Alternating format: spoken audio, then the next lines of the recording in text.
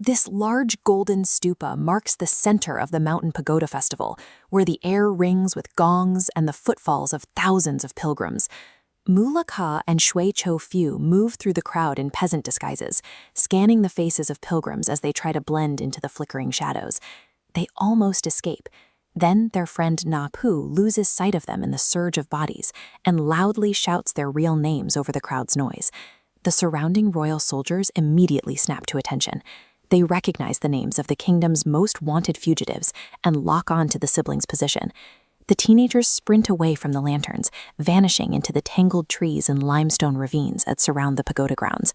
A religious celebration has become a hunt for two fugitives, triggered by names the royal court hasn't forgotten in over a decade.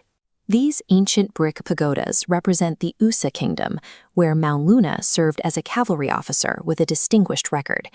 This diagram highlights the unique marks they carried from birth: Mulakae's iron lump on his skin and Shui Cho Fu's zodiac sign on her chest.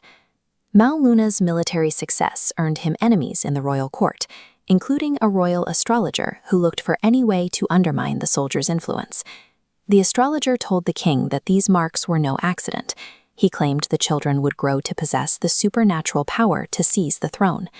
The king ordered his soldiers to kill the family and bring him their bodies to harvest the magical marks. The siblings were not criminals. They were targets of a state-ordered execution because the court viewed their physical anomalies as a political threat. Soldiers reached their home before the family could flee. Maung Wana and his wife blocked the entrance, holding back the blades while the children escaped out the back.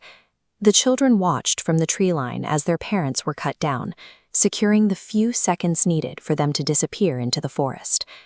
They disappeared into the wilderness and were eventually adopted by Karen farmers, who provided a few years of quiet safety in the countryside. But the Pagoda Festival ended that peace. Now, tearing through the forest, they can hear the snap-in branches of the royal guard closing in on them once again. They have spent their lives fleeing the same men who killed their parents. To be captured now would mean that original sacrifice has finally failed. The forest ends abruptly at a limestone precipice, leaving the siblings trapped between the royal guard and a 1,000-foot drop. Trapped at the edge, the teenagers face two options: surrender to be mutilated for their marks, or choose their own end.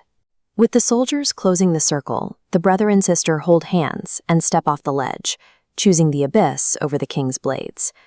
In Myanmar, this type of sudden, violent end is known as asain te, a disruption of the life cycle that keeps the victim's spirit tied to the mortal world.